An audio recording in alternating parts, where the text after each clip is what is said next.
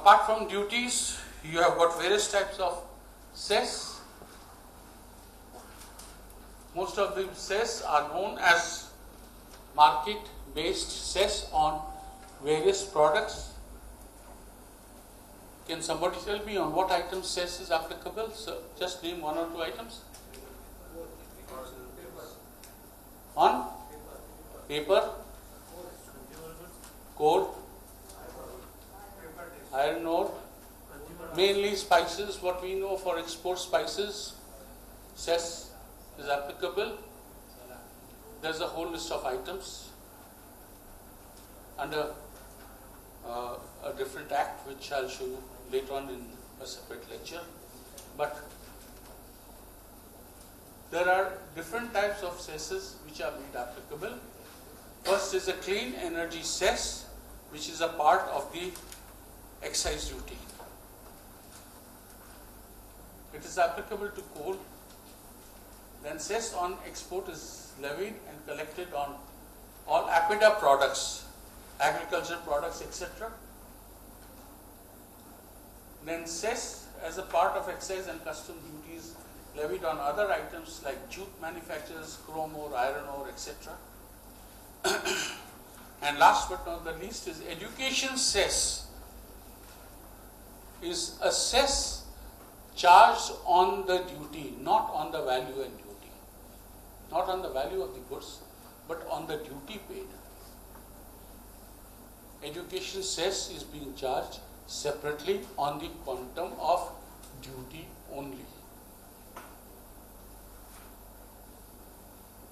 Nowadays it is made applicable to virtually all products.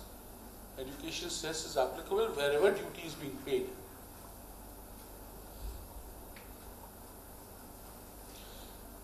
Let's go into the rates of duties. The rates of duties, sorry I can't give you each and every rate. You will have to study the Custom Tariff Act and the Central Excise Tariff Act.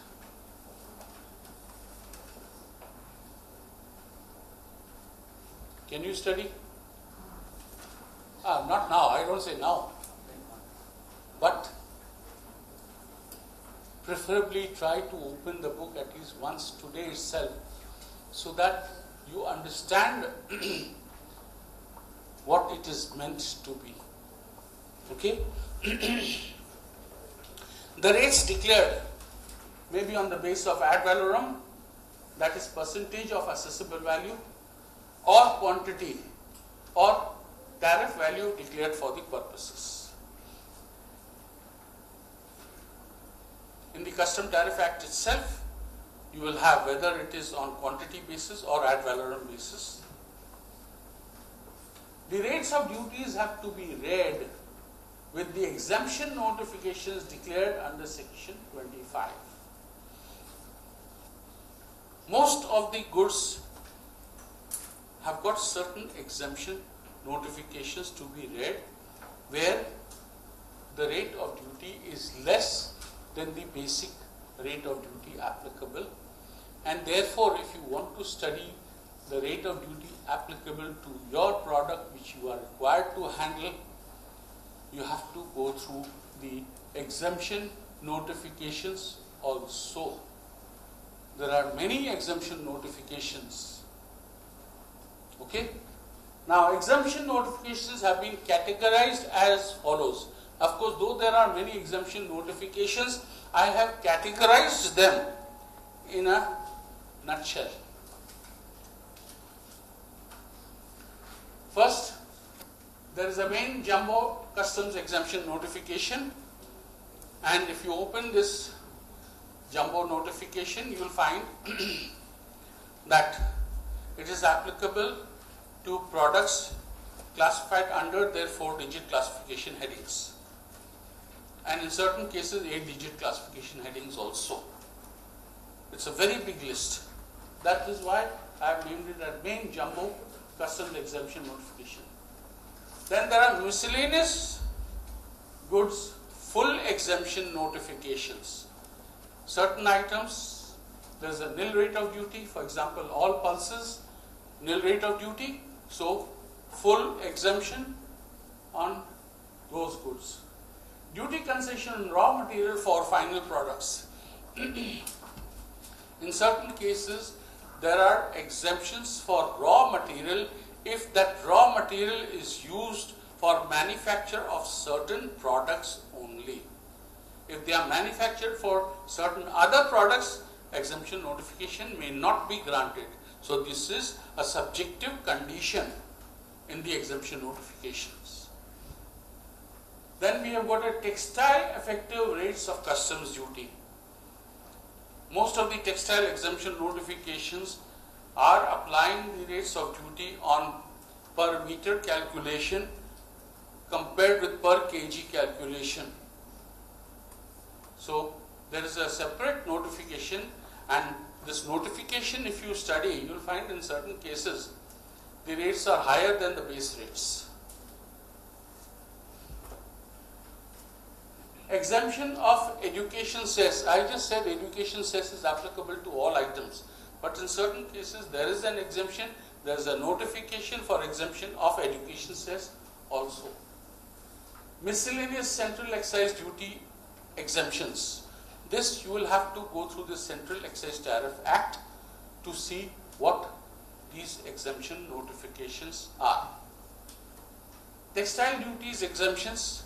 Basic textile, there is an exemption notification for certain textiles. So you will have to study that exemption notification if your import item is textile.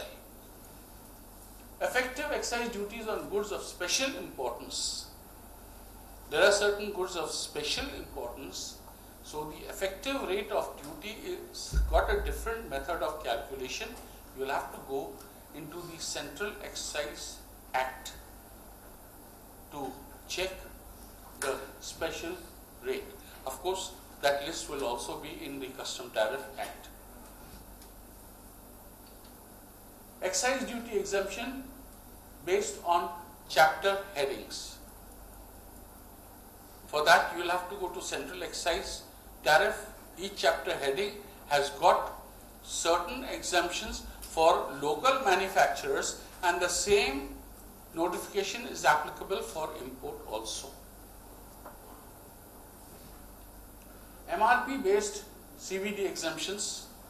Certain items countervailing duty is on MRP basis, but there is an exemption notification which exempts the MRP clause also.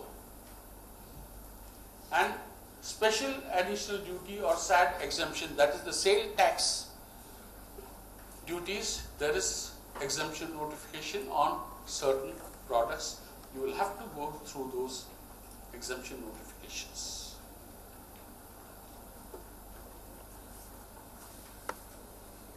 A very important aspect of the exemption is something known as an ad hoc exemption.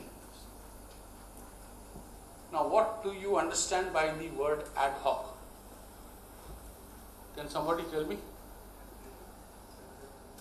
Ad hoc means temporary. Very good. It is a temporary exemption granted for a special purpose only.